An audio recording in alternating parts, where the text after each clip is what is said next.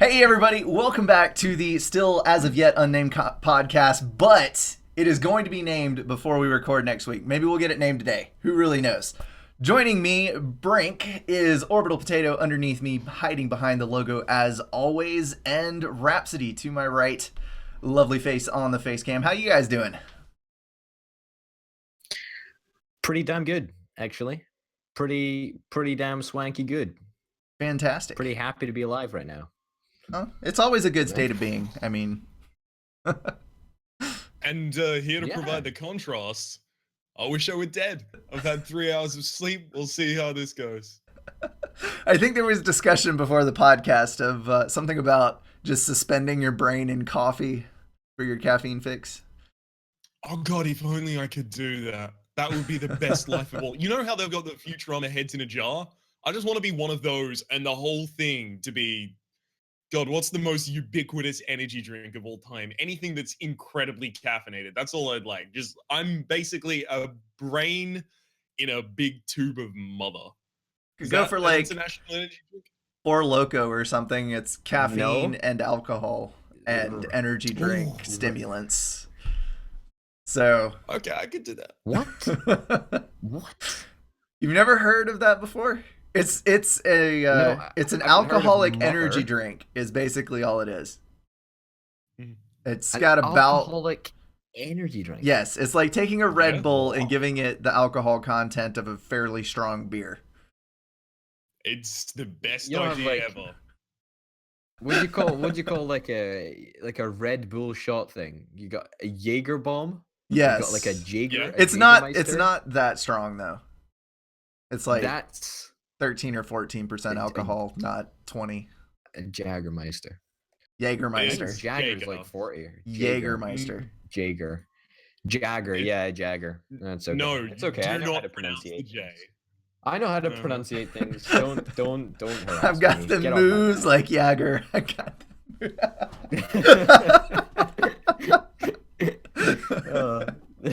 Okay, so something that we were discussing as we were starting. We're actively trying to come up with a name for this train wreck.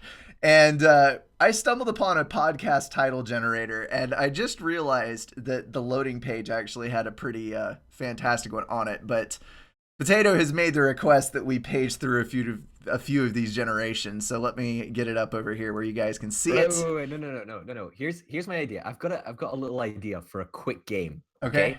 Between the three handsome young co-hosts. Sorry, single handsome young co-host and two other co-hosts. My idea was that we each take one random name and we have to try and sell it to the good people of the internet. Goodness. And we have to try and convince them that our idea is the best idea for the name of a podcast.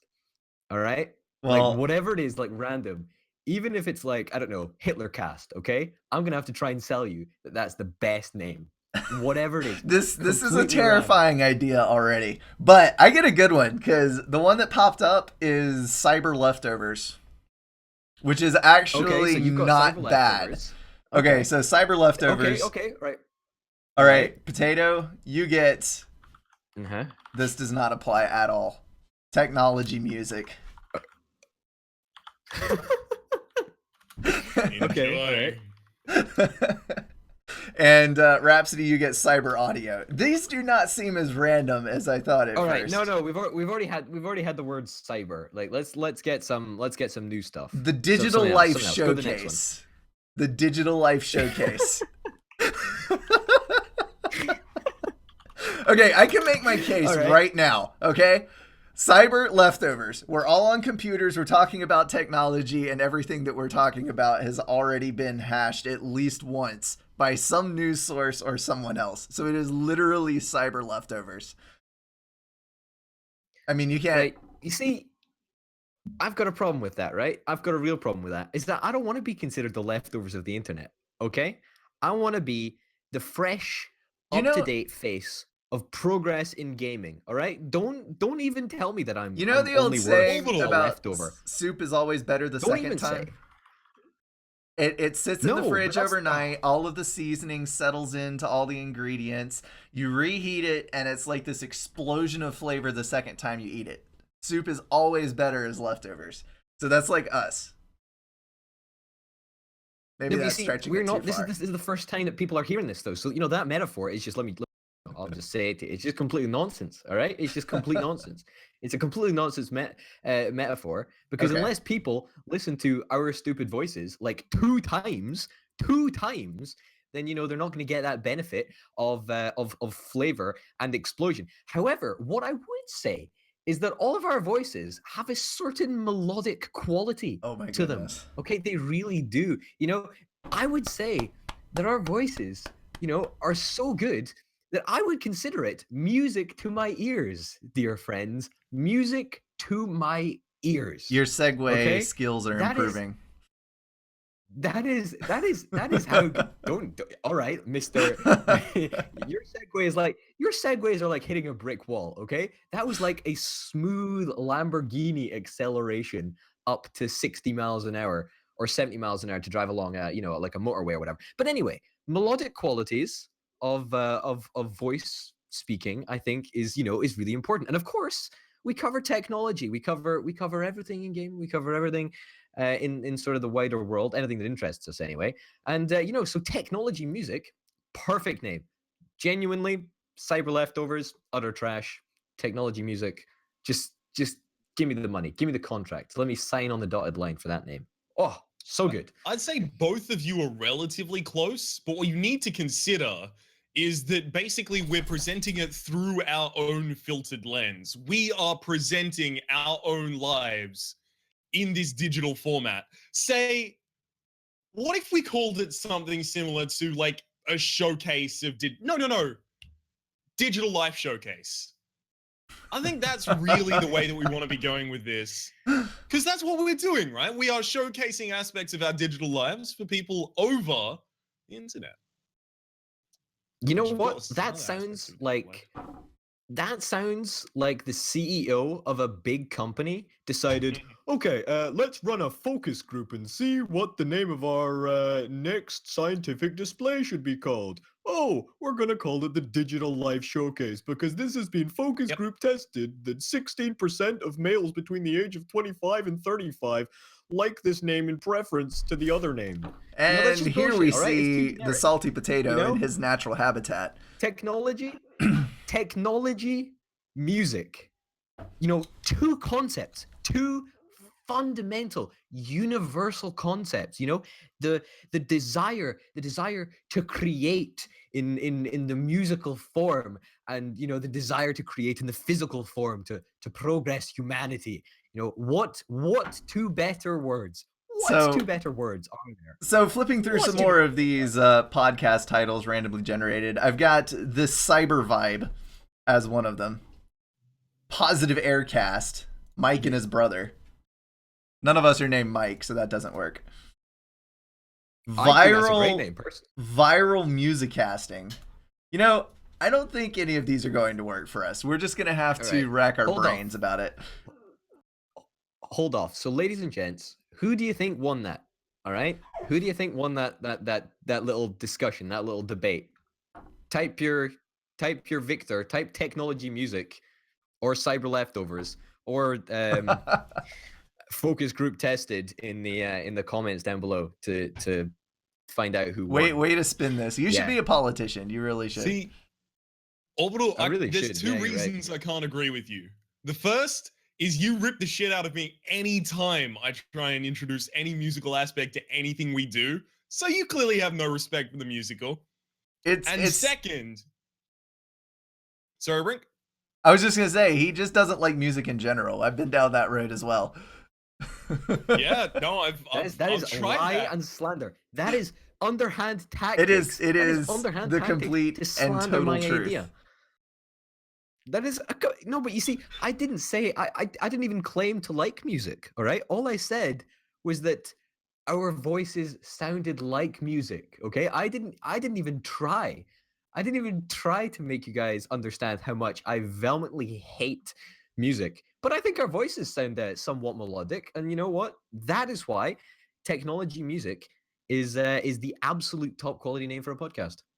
I think I'm not gonna take any advice from someone who wanted this to be called Dumbcast or Brocast. I think those are great I names for I podcasts. Okay, completely agree with this. The Dumb Video Game dumb. Podcast. Nope. I think Nope. the dumb video game Nope. podcast Nope. is really good.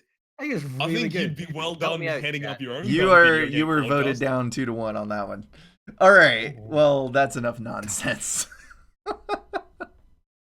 Are you kidding? The nonsense is literally just beginning. We've got That another it 2 is. hours of the stuff to bloody well record. We're gonna go back to this cute little spider that I had up here and get rid of the podcast title generator.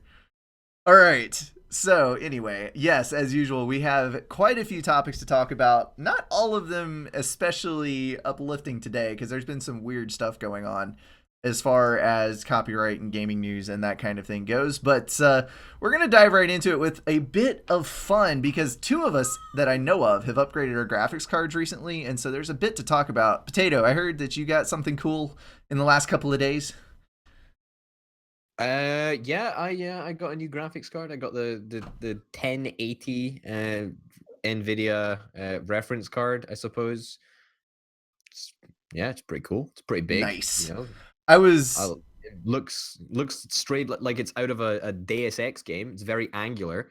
You know, I never understood how women, women in my life anyway, said that they liked shaped chins. You know, I didn't get that until I saw this graphics card, and then suddenly I realized what it meant to have a chiseled face. You know, and then I understood that beauty instinctively. And it hit me like a brick wall. And I've been personally reflecting ever since I set eyes upon this beautiful piece of human architecture. You know, this beautiful piece of technology. And it also sounds really great. It sounds like music to my ears. You know, I'll be honest. This has gone way too deep for me. Yeah, I was with you about the first really 30 nice. seconds. So exactly how long can you ramble about nothing before you run out? I mean, I've Have done you found your 1,700 limit yet? videos. I'm still going, man. I'm still going. Okay. As long as we don't loop around all the way back to virgin olive oil, I'm okay.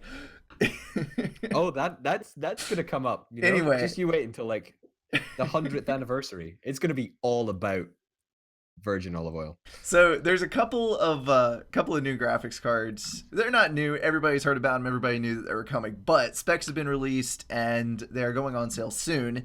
The 1070, which I've got up for you guys to look at there, and the RX 480 from AMD. What I find interesting about these is that last generation, the 970 was the super popular graphics card because it basically beat out just about everything else as far as performance per dollar in the upper mid range of graphics cards. And it looks like AMD and Nvidia are going to be knocking heads over that again, because the 1070 at $380 to $400-ish outperforms every single GPU card on the market right now, which is just astounding to me. It's really quick.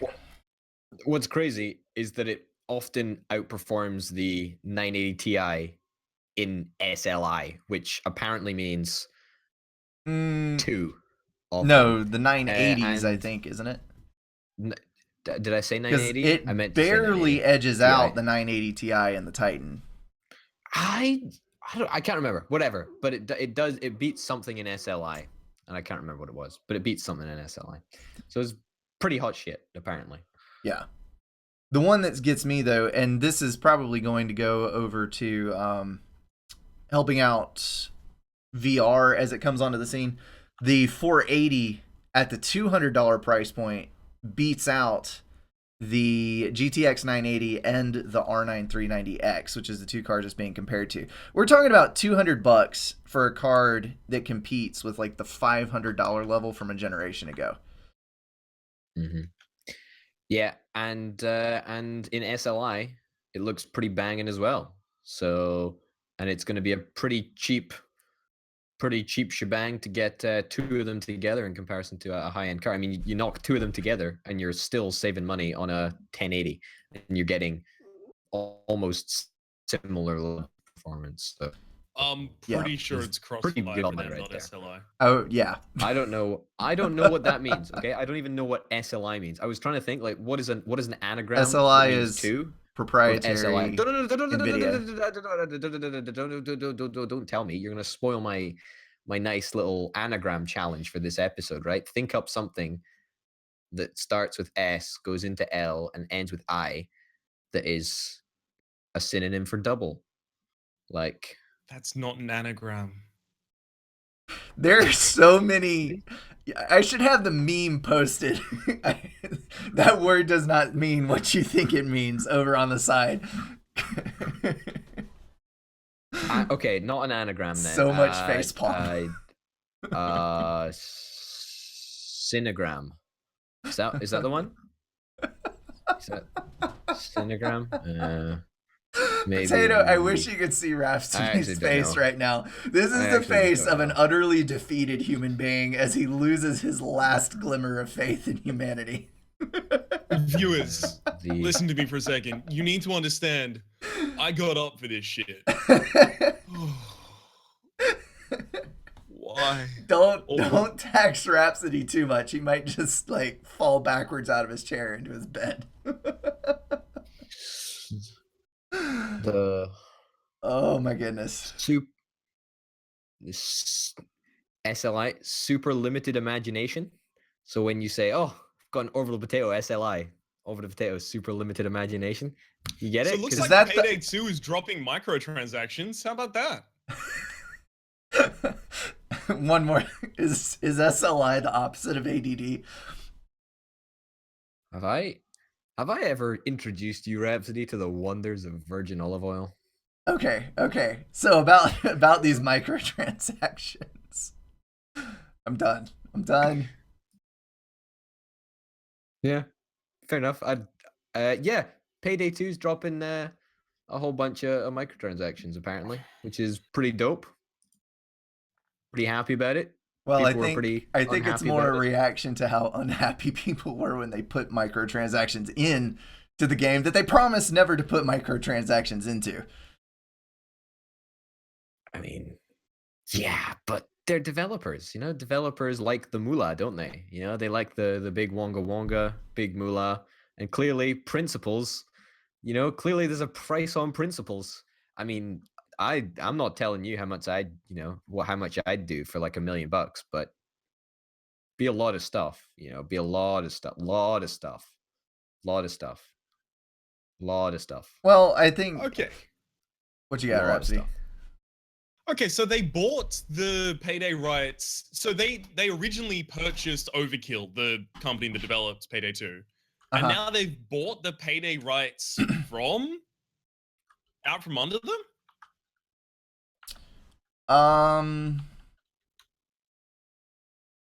Interesting. I had not read that part. Thorn, you've got to stop. So I'm keeping my dog in here with me while we're recording, and he has just decided to like crawl underneath the desk in between my legs and wrap his leash around my chair. Mhm. All right. Anyway, so I think probably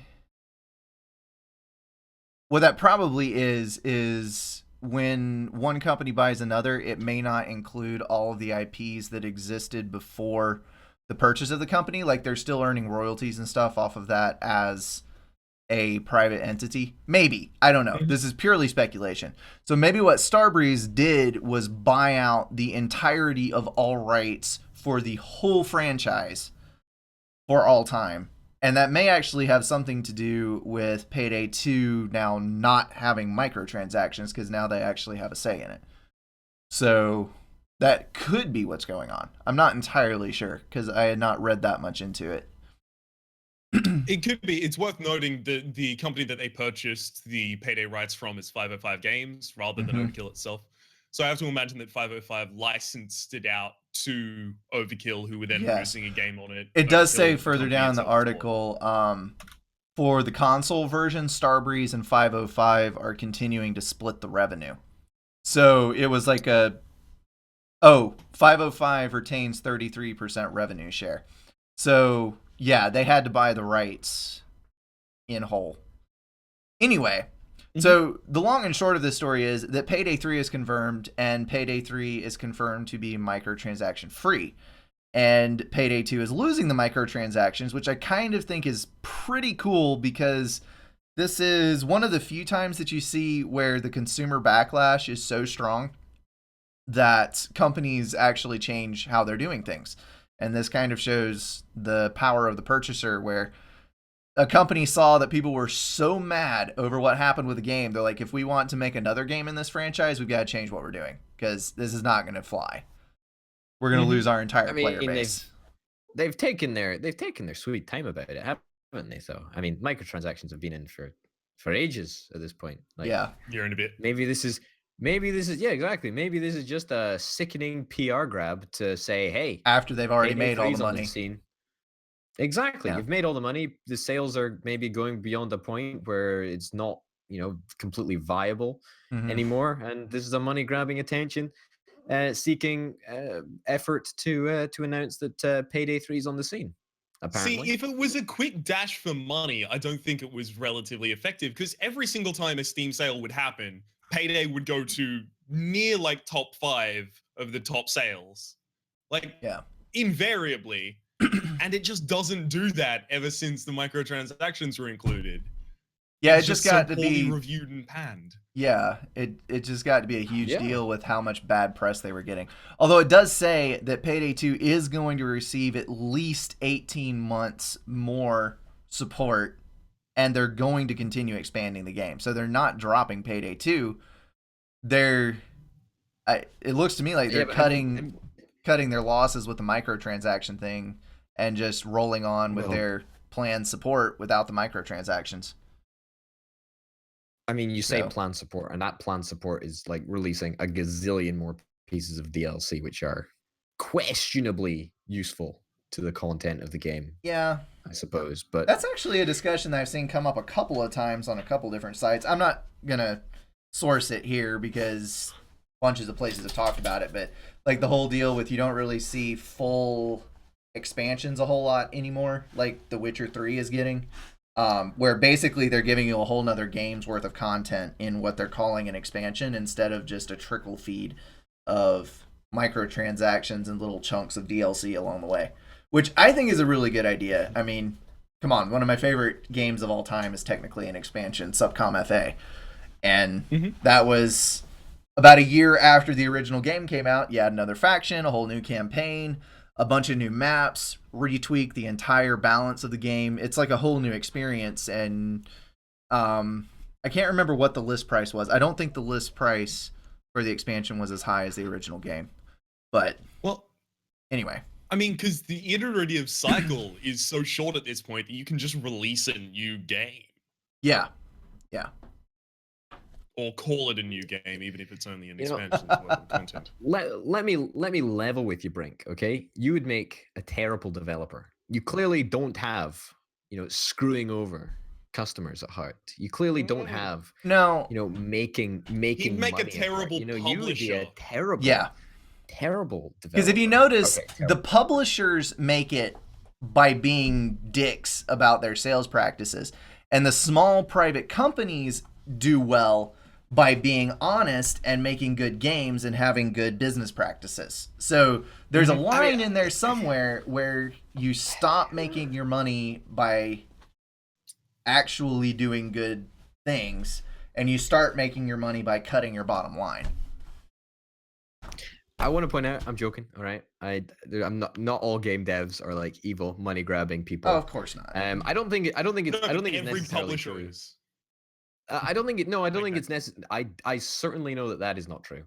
I also don't think that it's as clear cut as, if you're a small one guy or two guy or a small development studio, then you're going to be totally fine and you're just a completely legit cool guy. I don't know. It's interesting. I don't really know where the line stands, but I don't think it's based on size of development team or whatever. But hey ho. Just another view from another guy who wants technology music to be the name of our podcast. Well, I mean, you've got both Blizzard and Valve that have some of the highest goodwill in like the gaming sphere, and both of them are relatively large. Like, relatively large. Quite fucking large.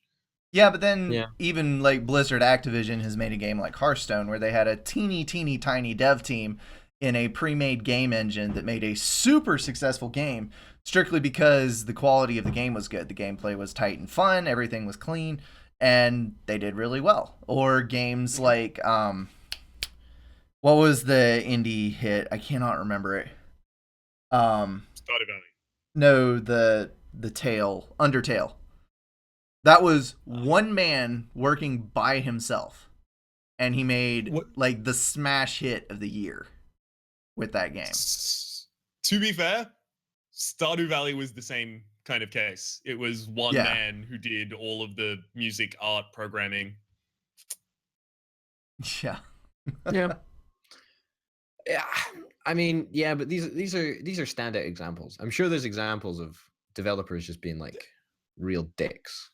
I mean, but also, I mean, like you say, it's a standout example, but there was also Notch with Minecraft, who did take on help after time, but for the longest time, that was just one dude, one game. Yeah. And now it is the biggest gaming phenomenon in the world. We can try and ignore it, but it is.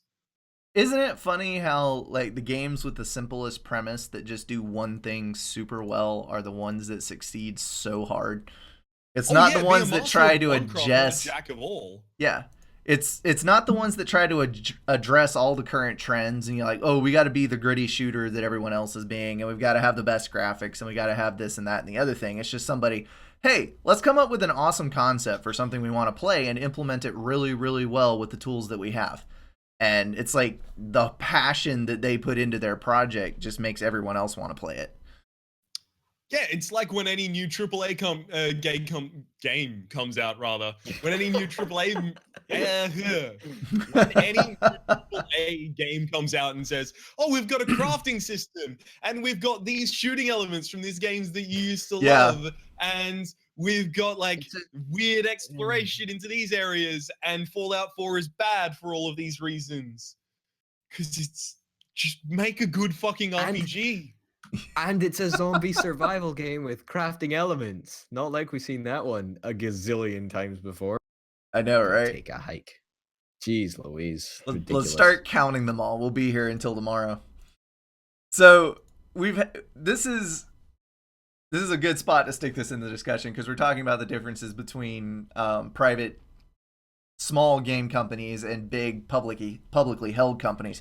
Paradox Interactive is going to be a public company this year. They've already held their initial public stock offering. I think it was 15% of their total stock that was sold off, and they're going to be continuing that. But yeah, they're pretty much the go-to guys on large-scale strategy games. Things like Europa Universalis, I think is how you pronounce that. Those types of games, and they're going public. I would go. So I probably, you know what? This is actually probably one of the first times that I need to actually seriously in my life say, I have something to disclose. I have received free pre-release game copies from Paradox, and it's disclosed in all the videos in which I have made of it. But I could technically be biased in this because Paradox has theoretically given me a competitive advantage over other YouTubers who have not received the pre-release copies of a couple of different games. But hey ho, I thought I feel kind of like grown up now. You know what I mean? You know, it's like, oh, got something to declare. You know, like, you know, checking at the airport. Oh, you know, just got pre-release version of Paradox. I don't see any difference between getting a free pre-release and a free post-release and just playing it.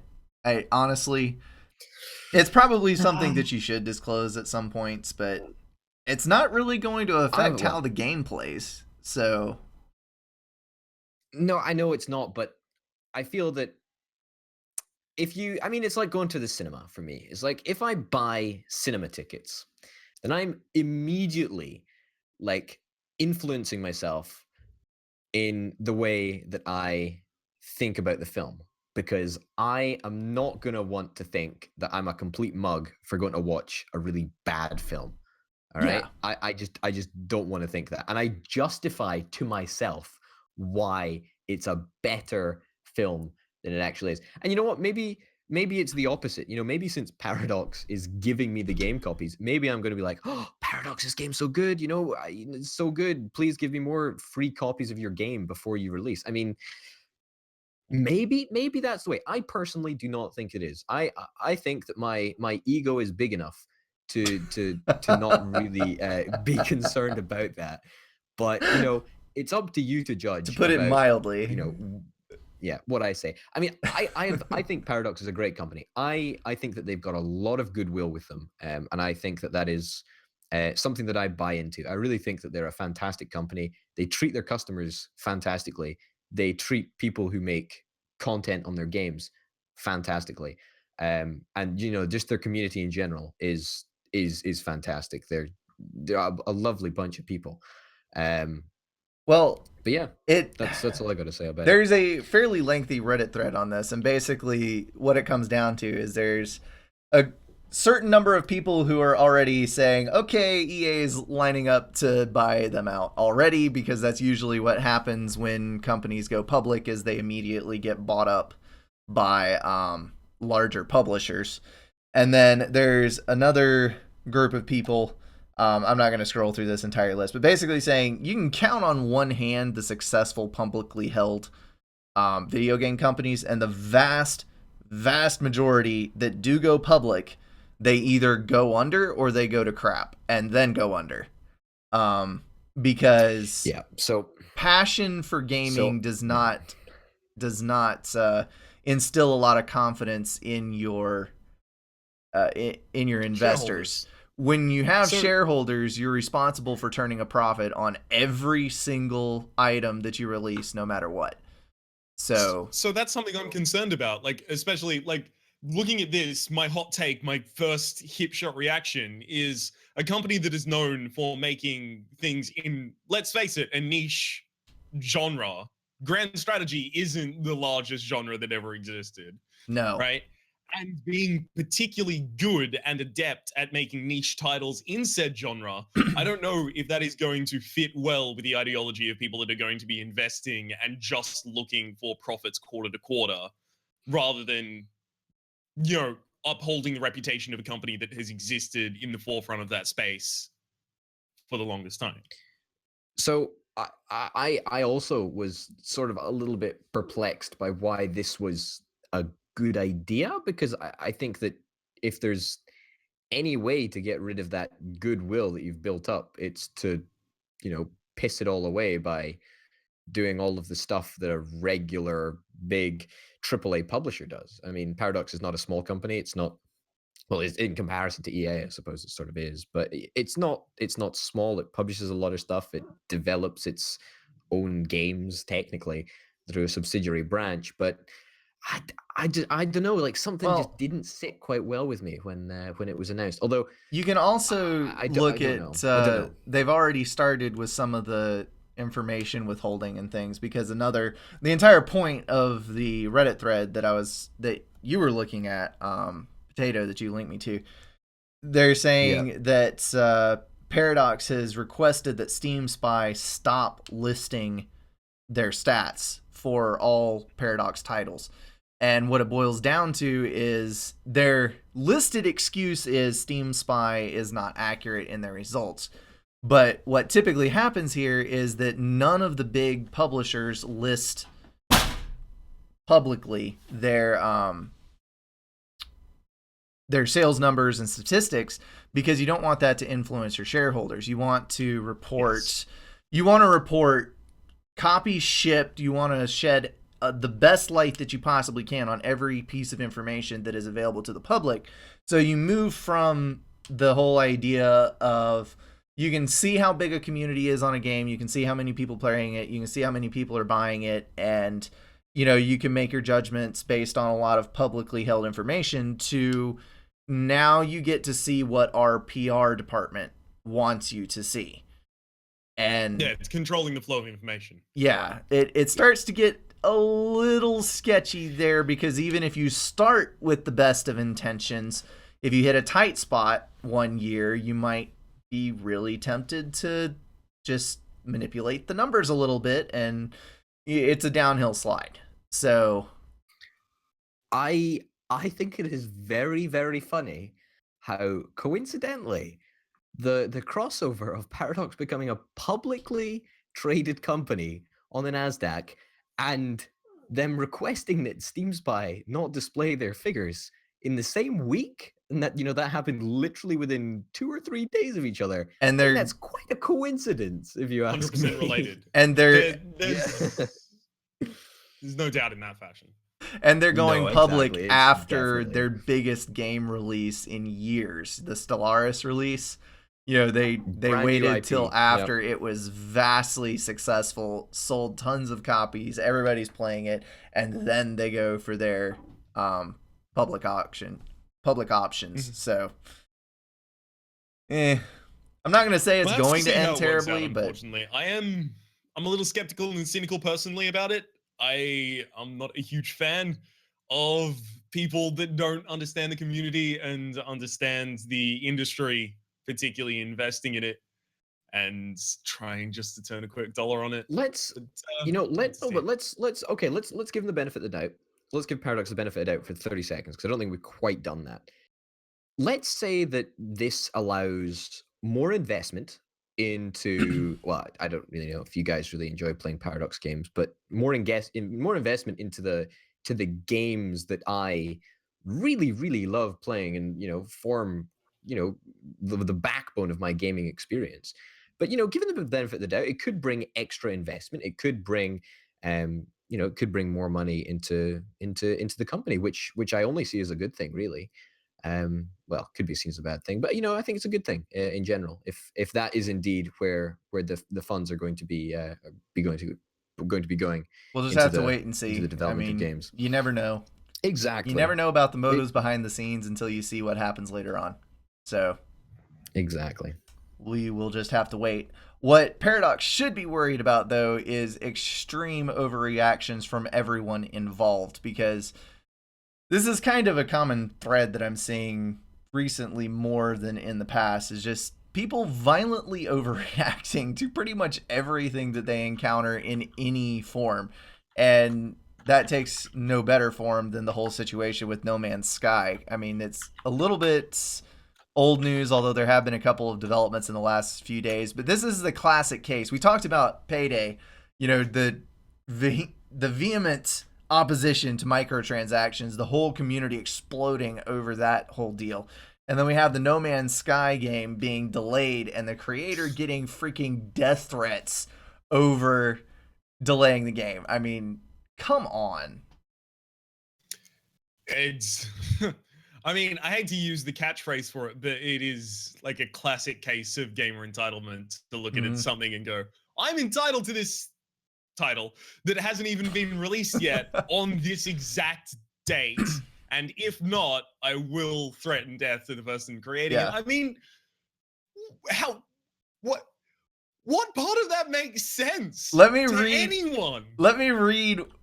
Okay, so not only is it the dev, the reporter that reported it also received hate mail. So let me read this Twitter direct message for you. This is quote, it's on the screen for the guys watching.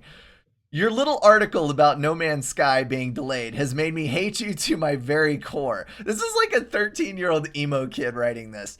It's the only thing I live for.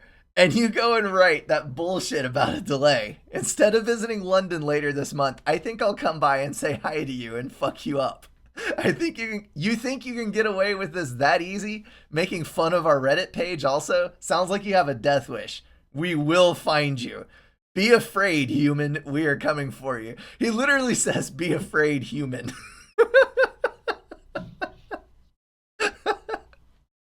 Is this Skynet coming to life and going after someone denying him the No Man's Sky game, the ultimate playground for his artificial intelligence? Sorry, does this kid think that the writer wrote about No Man's Sky being delayed and that caused No Man's Sky to be delayed?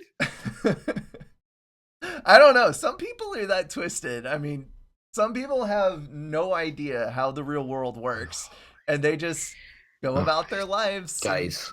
yeah. Ah, I can't believe they put my message. I can't believe they put my message in a fucking article. Oh my god. Oh my We've god. reached a whole new level No, that of guy salt. sounds like he's a solid 5 years older than you. Fuck. Well I played. just want to Fuck. Just fuck. I want to take a second just to talk about No Man's Sky in general because it's clearly inspiring this kind of fervor because it is relatively vague about what the game is and about the concept of Yes. the the breadth and scope of the game. It ain't gonna be that great. It's not gonna be the second coming of Christ. It might be an awesome game, but it ain't that serious, man. Please. What? You're just pissing off all the 13-year-old emo kids. What are you fucking doing? You think I We're all want to going get to a be death wish? receiving death What mail. the fuck? No. It's gonna be Yeah, guys, I've got a death it's gonna be a wish. great game. It's gonna be a fantastic game. Best game You you've know what? ever played. You know what is the gonna be this common one. thread Best that is one. almost universally applicable is? The more a game is hyped up, the worse it is at living up to its expectations. Oh yeah. Like, overhype is a video game's worst enemy. There is a very fine line between creating a lot of excitement for your title and promising just a little bit too much, and everybody gets furious with you.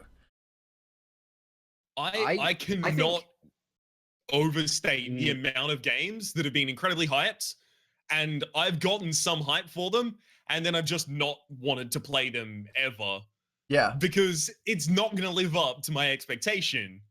Whereas for No Man's Sky, at the very least, I've been avoiding all of the hype for it because I think it might be a relatively good game. Yeah. But if I get entrenched and engaged with the community that is hyping it the entire time, and if I get on the bandwagon, there's Mhm. no way I'm going to be satisfied. I heard this a ton of times about Fallout 4. I know that you personally don't like Fallout 4 much, and that is absolutely fine. But I heard Brink, you can't talk about that. more people than I can count say that, Fallout 4 was an alright game. It wasn't awful. If they hadn't hyped it up so much, I would have been fine with how Fallout 4 turned out. But since they raised my expectations so high, I can't help but hate them. So I'd just like to make a quick statement. Fallout 4, here's a hot take. It was a good game. It's not a good Fallout game. Fair enough. Okay, I want to go back about 20 seconds until Rhapsody derailed the train of I didn't fucking cohesiveness derail of the of train, podcast. bitch. I mean, you did sort of derail the Didn't we technology discuss music podcast, earlier but it's okay. It's that fine. this entire thing is a train wreck? Maybe that's what we should name the podcast, just train wreck. Well, well, trains make a noise.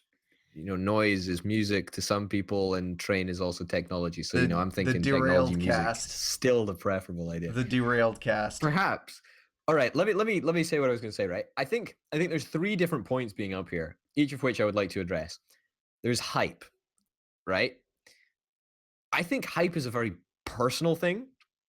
And for me, hype almost never matters, right? Because I don't pay attention to anything. I don't read anything, right? You might be sat there and you might be thinking, wow, this potato guy, a little bit of an ignorant asshole. And you know what? I'm not ignorant by choice. Well, actually, I am ignorant by choice, but I don't read anything. I don't keep up to date with anything, and therefore, I don't really get hyped in the way that other people do. So there's, You just I don't really get invalidated your disappointed by entire games. opinion on everything we've ever talked about. You know what? I'm completely okay with that. But I actually talked for so long that I forgot what I was going to say. But yeah, no, I don't think. Over promising. That is something that is completely different from hype. And I think that hype is a good thing in general, but over promising is a bad thing. And if you can get the Venn diagram right, where you meet the community's expectations, and sometimes if you exceed them, and then they're also really excited for the game, you'll get a smash hit. But I think that hype is a very personal thing. It really is. Okay, I'm not down with that. Something you have to recognize is that we all exist in a space where there's between 10 and 20 different games at any single point of time that we can be playing, and they're all rotating consistently. because we have all of these different games that we have to focus on at the same time, all of these different balls that we have to juggle in the air. Whereas there are a lot of people who are just going, No Man's Sky comes out on this day, and that's the only thing I'm going to think about until that day comes. Right? We're in a different space in the way that we consume video games and video game information than a lot of other people are. So we're not exactly susceptible to the same hype cycle. I can actually relate to this to a certain degree because, like, before I was working and had spending money, you know, we never had allowances. So we would scrounge together the money that we could get from doing yard work and stuff, and I'd be able to buy maybe 2 Xbox games a year, if that. A lot of times it was 1. Or we'd like scrounge up some old used titles for the GameCube or something before the price went way up on retro games. And so I would look, and if there was a game 6 months out that looked freaking amazing, and I'm looking at all of these kind of meh titles around in GameStop, I would wait for the awesome game to come out, sometimes for a couple of months, because I knew I only have $60 to spend, and that's 2 used games or 1 new game, and which one looks better. I never jumped on a hype train to that degree, but I would be willing to wait for a title that I thought looked like it was worth it. So, well, yeah, exactly. But that's not buying into hype, and that is something fundamentally different. That is called being thrifty and being smart with your cash. Which yeah, but this is not gonna turn around and be over the potatoes. I'm just setting it up like that to say that that's the kind of mindset people get in, and they're waiting for that specific game, and they breathe to consume news on that title. They exist to think about it, and they mull over it, and they daydream about it, and they just take it way too far. Exactly. I mean, that is hype, right? It is your self-inflated value, or the self-inflated perception of the value of the object. That is what hype is. Have you seen And it's not something that we really contest with at this point. So I think there's a little less importance in saying, oh no, but it's a very personal thing. Because you can look all over the internet and you can see, especially near the original announcements of No Man's Sky, just threads that are entirely unironically saying, this is going to be the biggest game that ever existed. It is going to be everything. Have you seen the South Park episode about Cartman waiting for the Wii release? Yes. That is fantastic, and it is exactly what I picture all of these people waiting for these games doing. It's like pacing in front of the store. Is it out yet? Is it out yet? I can't survive for 2 more weeks. It's like, I need to freeze myself so the time will go by faster. If only all these people making death threats would freeze themselves. It would fix all the problems. You know, I appreciate where you guys are coming from, right? But I think we're also overestimating the voice that these people have in the community, and I still do think that hype is a very very personal thing, because, you know, sure, you can get interested in a game, but I wouldn't call that like hype. I wouldn't say that you're hyped just for being like, oh, looks like a cool game. And I think that's not what we're saying, though. No, but exactly. But the people that do get so hyped, and the people whose expectations have a potential for being let down, there's enough are of them. Always the most vocal. I was about to say, there's enough of them, and they scream loud enough that they kind of overrule the majority. Exactly. So that's what you hear, that's what you see, and that's what everyone judges the gaming community by. They're just a bunch of overexcitable 9-year-olds. It's important to note that there are aspects of the industry that are related to specifically creating that hype, whether or not it be legitimately based on the actual value of the game. Yeah. And there is some responsibility that has to be taken with regard to, yeah, sure, this hype train has gotten entirely out of control, but we kind of pushed it to get entirely out of control. You know who's really good at managing hype trains? Blizzard. Me. Overwatch I'm really is good at managing 100% hype. And the game was just good enough that they didn't pop everyone's little bubble of ecstasy. I mean, it's going to wear thin really quick because there's not a whole lot of content there. I'm already starting to see the bottom of the content barrel. And I think that's debatable. Who if fucking Blizzard said this a managed week that. ago? okay, maybe I have a longer I- attention span than you do. Who has two I think thumbs it's- and already knew this shit last week? This guy right here. Anyway, I think it's debatable how Blizzard handled that. I don't think Blizzard did that especially well.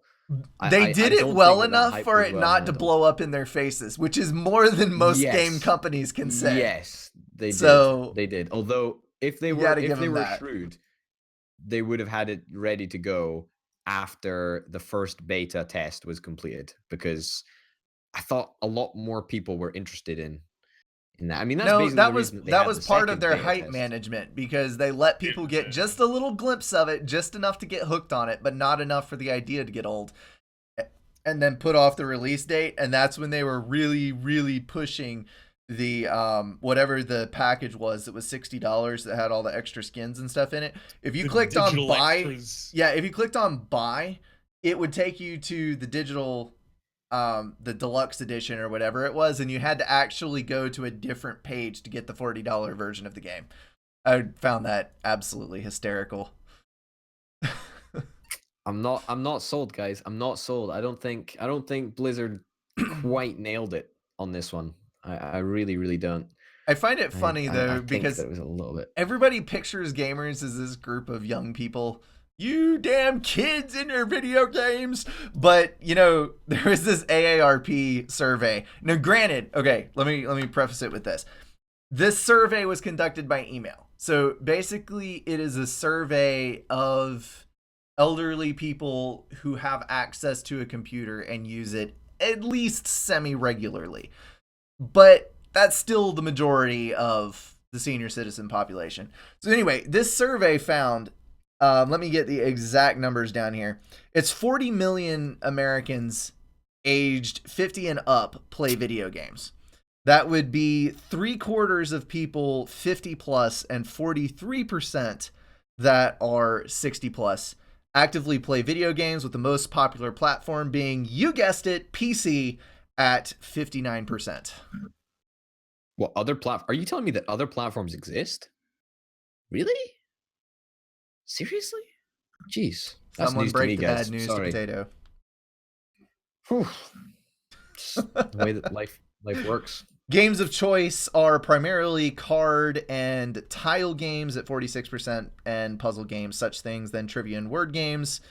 And yeah, more As you'd expect, females like- than males. The top end is going to be solitaire, poker, mahjong. My And grandma then- is pushing 80 and she plays solitaire basically all day, every day. So OMG. Ditto, man. Ditto. Mahjong, solitaire. yes. Live that woman's life at this point. I swear Spider to solitaire. God. She has the whole suite of solitaires. There's like 13 God. different games, yeah. you know. It's, you get tired of yeah. one and just switch to a different one and keep playing. No, but you see, my granny doesn't. You know, she's got the suite of games, but it's like this suite of games from like 1995 or something. Uh-huh. It's so outdated. And you know, Dude, she's playing the start original screen is like- Worms? you know what? Probably from around that same time period, because you know the start screen is like going back to, you know, fucking Super 95? Mario Brothers. The original one is nuts. It's nuts. Does it still have the 95 OS Absolutely installed insane. on it? Doesn't know that. No, although XP, it's got Windows XP, which ceased support like what, 2 years ago, and it was Yeah. built 10 years ago or something. Absolutely nuts. I Stupid, remember stupid the old. first PC game I ever Old played people. was actually an MS-DOS game on a 95 operating system. It was like a 2D forced into a 3D perspective game. It was like go-kart racing or something, I forget. But it's like the old 2.5D. Yeah. It was a lot of fun to play, and it was so funny because you felt like such a badass. You felt like a hacker, because it's like you launch it and then you have to go into command prompt mode, and then you have to type in, you know, the run whatever.exe off of this drive, and it would start up the game, and then inevitably there would be a crash of some sort, and you'd have to like go back and relaunch it and play some more. Fun times. Oh, I know. Life's tough. Life's tough. I do for know us though. I met seniors. quite a few older guys, even like on the FAF client. There's at least 3 people that I know of that are 55 or older that are still playing Supreme Commander. Like, a couple of them are really good at it too. I was really surprised to find out that they were as old as they were. It'll be me one day. That is slander. Doddering know, around shout out at to all the- 75 and still No. whooping ass at strategy games. Shout out to all the old folk out there who can whoop Brink's ass. I mean, Hey, one of them, You know? he's not as old as some others that I've met, but one of them is Arend, and he will hand my butt to me on the naval position on Seton's Clutch. I mean, he will soundly whoop me. yeah. Oh, I totally know what that is as well. Like, come on, Sen's. You've Clutch. seen Arend Yeah. around, The right? naval on, man. position thereof as well. Arend, Oh come on. Come on, Arend Rhapsody, and me and Rhapsody talk about the naval position in Seton's Clutch all the time. It's like we can barely shut up about it. I swear to God, Yeah. I mean, Rhapsody, like, what do you I'm think gonna about check it, our man? last Twitter conversation. I'm pretty sure it's 100% about that. It is actually, yeah. No, I mean, we're Are you just so being excited serious to right talk now? about the naval position on Seton's Clutch. Mhm. Yeah. Yeah, and I also Position of found it Seton's funny Clutch. that Check it out. Made by next Yeah. Burnout Dev. No wait, that's Dangerous Golf. yeah. Close enough. he Ugh. and his girlfriend play together on Subcom, which I also Oh, find hilarious. Good on them. Good on Yeah. them. Pretty epic. Good on them. I think that's good. I think that's good. You know, if we've got older folk that are coming into the industry and can whoop some of the younger folks' asses. What's the correct way of saying that? Can whoop the younger folks' asses? Yes. I mean, but is it just one whoop for all of the asses, or is it whoops the asses? Depends what are how we good talking your here, like- whoop is. Be like, what is that movie where the one guy just like lunges forward and punches 50 guys in the face with one punch? Trying to remember. There's like a GIF. There's a GIF Jackie about Chan it. movie. Or Yeah, there's a whatever. GIF about it somewhere. Like he's was a- Supermaning straight through Yes, like a yes. jaw. Yeah. Yes. I've seen this. I can't remember what it is, unfortunately, though. Of course, age may not Yeah. matter as far as gaming is concerned for too much longer because there is the age-old debate of whether or not we're living in a simulation. If we're all living in a simulation, it might not matter that much. You should stop. Age is literally Like, just a that was number. that was a fantastic transition. You like that? Commended for that one. Commended. Holy cow. That was gosh darn beautiful, man. Wow. Whew. And you That just was- completely stopped that was it. Gorgeous. I'm kidding. No, you know what? I consider it my mission in this podcast to throw you guys off as much as possible. You do a That very that fine is what job my of job it. is. You do a very fine Thank you, job man. of I it. appreciate that. Not as fine as your transitions, though. That was so fine. It could have been shown as a film at the Cannes Film Festival. I haven't heard Bad films Rhapsody go do there a too. segue yet. We need to have Rhapsody do a segue at some point so we can have a vote on who has the best one. So here's how my segues go. Orbital starts talking about some extraneous, superfluous bullshit, and then I just say the name of the next thing on the docket. I did it earlier, right? You It was did, just but I wasn't waffling going to on call it a about some segue bullshit. because it's basically a topic change. No, it's not a segue. It's just like a whap in the face with the wiffle bat of what we're actually supposed to be fucking talking about. Wait. Rhapsody, have I introduced you to the wonders of virgin olive oil? Because grown in Italy and having been around since, Have I introduced you to the wonders of the um, bottom side of my fucking foot? So Good Elon lord. Musk thinks that we're all living in a simulation. Specifically, he's like, the chance that we're not living in a simulation is smaller than the chance that we are. So Well, it's significantly smaller. He says something like 1 in 2 billion is the Yeah. chance that we are. yeah. I don't know if I'm ready to go that far out on the limb, but I mean, if he is, right. you know, Like, never know. I think we all have an inbuilt natural bias against this idea. Okay, like even if you're like, oh no, I think this is a totally legit and radical idea, right? There's some party that's saying my life cannot amount to nothing. My life cannot be a simulation. So I think that that's worth pointing out, that on a philosophical level, all of us have some internal opposition to it. However, I mean, are we living in a simulation? I don't know. Well, see, I don't know. I kind of like the point that this particular article makes. It's on Vox. I'll have the link in the description. I don't Basically, read. the point of the article is that it literally doesn't matter because Exactly. everything that we sense is through our five senses. So even if we were to realize that we were in a simulation and wake up from that simulation, we could still be in another simulation. Like the whole point of the Matrix, where at the end he's bending what's supposed to be real. And that introduces the thought that, you know what? It's just another layer of the simulation. And we would never be able to tell whether we were in a simulation or not. So it literally does not matter because we're in the state of being that we are, and we just need to experience it and do what we can here. No, After you two, this is... Sorry, go ahead. No, you probably had after something you two much talked for a wittier to while, say. that was gonna be my response. Does it fucking matter at all? Even slightly? So No. We might be brains in So- vats Worrying about it. of caffeine So- and alcohol. And that's just how we exist every day. So this is actually something that has been debated in numerous philosophical forms over the course of a long time. And the best analogy that I can sort of give you, and mind you, my analogies are scraping the bottom of the barrel, right? You know, Yes, where we they all store know all the this. brains that, you know, where we're being simulated, scraping the bottom We're of the barrel, prepared. basically. Rhapsody is already All taking right. his nap.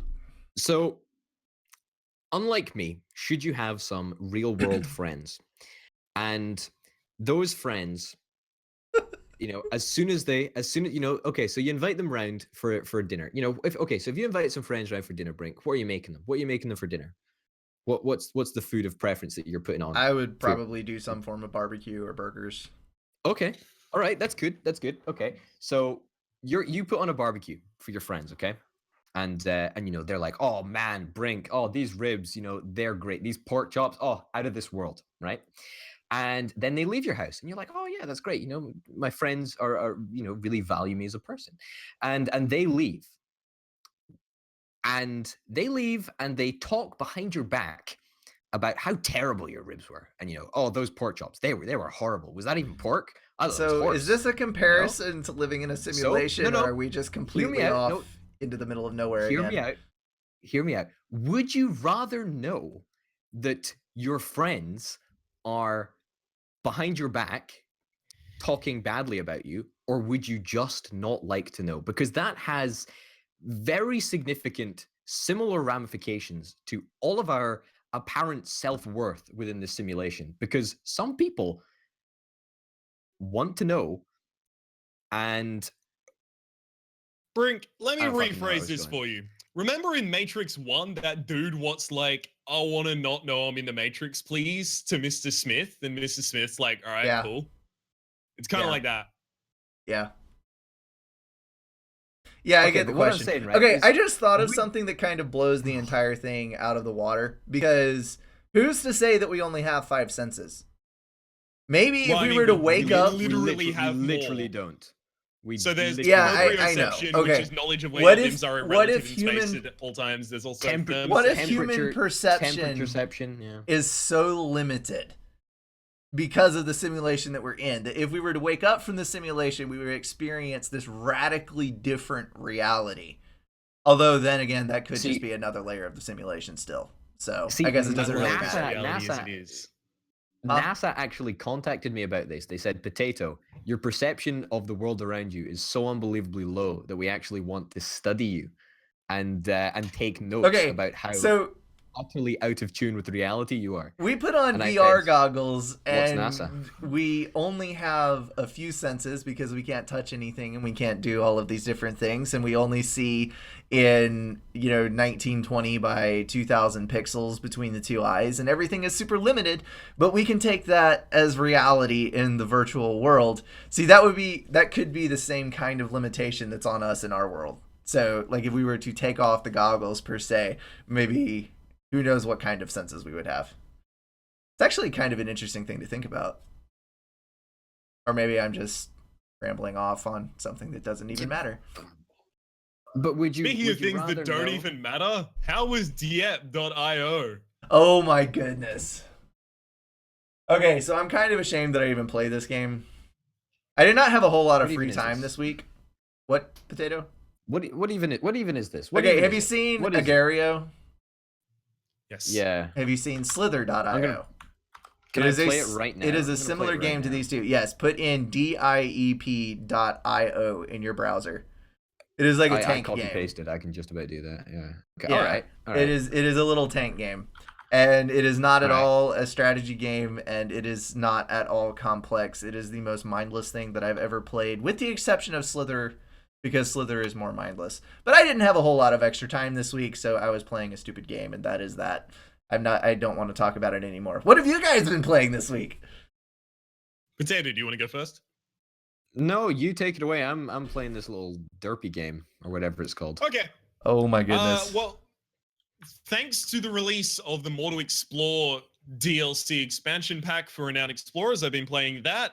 If we're doing this whole, I don't know, hippie bullshit about disclosure, I was given free access to the DLC by the developers.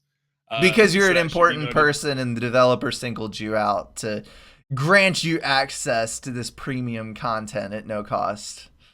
Actually, I will note that their email to me was very nice and it referenced things in my videos. So I was like, oh shit, you've actually watched it. Potato, did your emails reference anything in your specific... I'm done. Okay.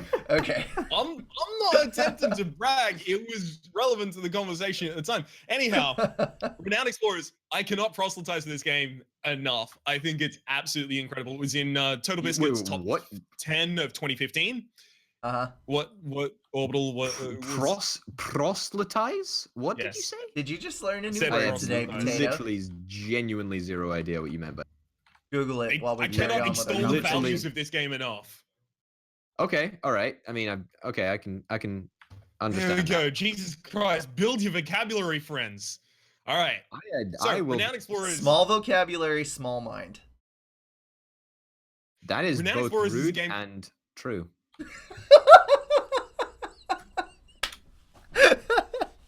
Hey Brink, have you ever heard of this thing called virgin olive oil? Because I've just been loving Potato, it recently. Like, shut it's up. just been so good. So Renowned Explorers is a game where you and a group of explorers that you choose have a bunch of different perks and combat abilities. But basically, your idea is that you are trying to become the most renowned explorers. It's relatively titular in its name. The game itself plays basically like a mixture between FTL and XCOM. Each of the combat encounters, I say combat, you can resolve them friendly, devious, or aggressive. Yeah. Each of the combat encounters basically functions in a kind of strategy XCOM fashion. And the way that you get between encounters is very similar to FTL. It wears its inspirations relatively heavily on its sleeve for both of those. It's a really, really fun little experience. Like, might take you about 2.5 hours to get through a full run of the game. Relatively similar to FTL in length, actually, if you think about it like that. With the more to explore content DLC, there is an extra 2 expeditions on top of the base number, as well as extra things that you can do specifically with campfire stories, where after you visit enough beacons in the FTL sense or locations in this, you get the ability to have your crew sit down and tell each other campfire stories, which can give you relative different benefits and possibly negatives depending on the campfire stories that you tell. But it brings this beautiful little aspect of like emergent storytelling into the gameplay of the game. I think it's an amazing game. It is on sale on Steam at the moment to celebrate the release of the More to Explore. I'm just going to quickly check exactly how much it's selling for at the moment.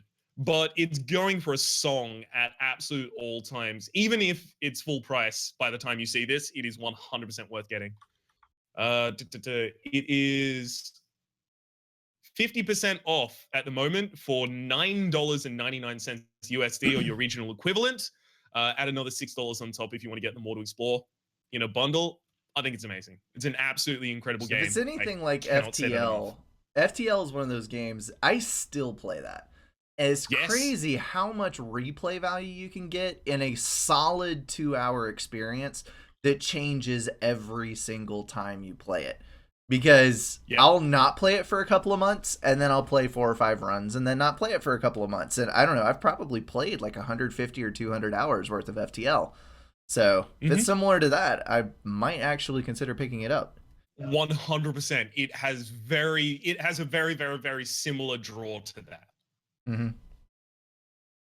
The variance between runs is also incredible as well. And it's only gotten greater with the updates that they put in the expansion DLC specifically, because rather than treasures, which are basically like items you get that alter your run in certain fashions, rather than them having a set prescribed benefit, you get to choose among different benefits that it can give you, which allows you to tailor your run even more. Yeah. Cool beans. Sounds like an absolute corker, actually, to be honest. It is. Sounds like a really good game. Speaking of, what have you been playing, Orbital? Oh, thanks for asking, Ryan. I really appreciate you asking me. I've been playing. It still feels weird when you call me Ryan. I know, it feels fucking dirty, man. It feels really, really bad. I've been playing a game which I got for free from Paradox, pre-release, called Hearts of Iron 4. And it's a grand strategy game, and it is effectively a World War II simulation game, and it is astounding at the amount of stuff that they model in the game. I mean, they model so much stuff that I think they probably modeled too much, and it's overly complicated. But nonetheless, it is still a very, very good game, and probably one of the best. And well, I say one of the best. I've never played any of the other Hearts of Iron games, but I've heard from people that it is one of the best in the series. And I'm having an absolute whale of a time with it right now, and I think it's great. I think it's a really, really good game. So is it Hearts of Iron 4, ladies and gents. Is it one campaign scenario that you play through, or is it? Nope. You can play as literally any country that exists in 1936, when the first thingamabober starts. Do you control the outcome of World War II, or does it like follow the general campaigns that happened? I mean, you can do stuff like you can change your country to become a communist country. You know, you elections, you control troop movements, you do a whole bunch of stuff. It is crazy at the amount of stuff that you can do, and you can play as like a gazillion countries. I say like a gazillion, not a gazillion, but you know what I mean. And it's Paradox, cool. so they add DLC in like all the time. Yeah. Well, not 200, because there wasn't 200 countries in the world in 1936, but yeah, almost a lot of big countries. Yeah, because everything was coming out from under the UK's thumb at that point. That's before Czechoslovakia split up into 12 different nations. Czechoslovakia only split into two. Yugoslavia split into 8. But there yes, we go. Cumulatively, they would be 10. Get your European history right, you filthy colonist. Excuse me, I don't have to. Excuse me, streamer. We both whooped your butts individually, so you can just buzz off now. You outdated old overlord. How did I get whooped? I mean, again, it goes back to the question: is it? They kicked your asses so hard you went home with your falcon tail between your legs.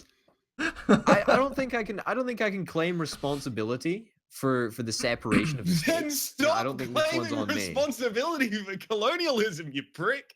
I'm not. I'm saying you should get your European history straight.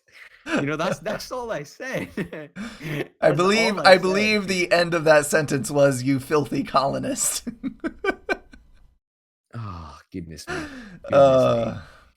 Fantastic stuff. But you know what? I'll claim credit for colonialism any day. You know, on a side note, I'll claim it any day. You know, where Australia.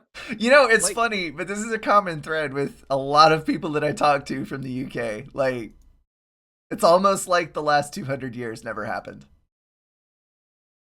Well, people just forget the downfall of the empire. They're just like, no, we're still at the peak. We're still super important.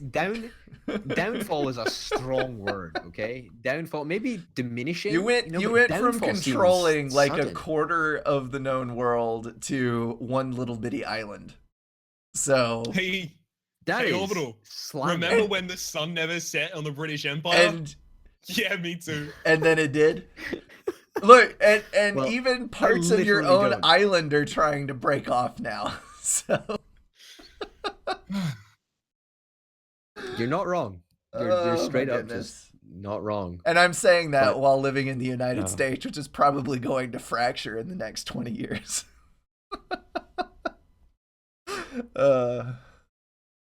That is, I mean, okay, like let me be honest, right? Being a proud citizen of the UK, the history of the UK literally dates back to, well, like 20 or 30 times the length of times that both of your guys' countries have. I'm really fucking up the Well, plurals tonight, no, haven't I? it's a different. But It's American, come on, American history is like what, like 20 years old? Like, I don't even know if it's that old. It To be depends. honest, It like, depends what, on 200 whether years? you count Native American history, because I mean we have records going way, way, way, way, way, way, way, way back.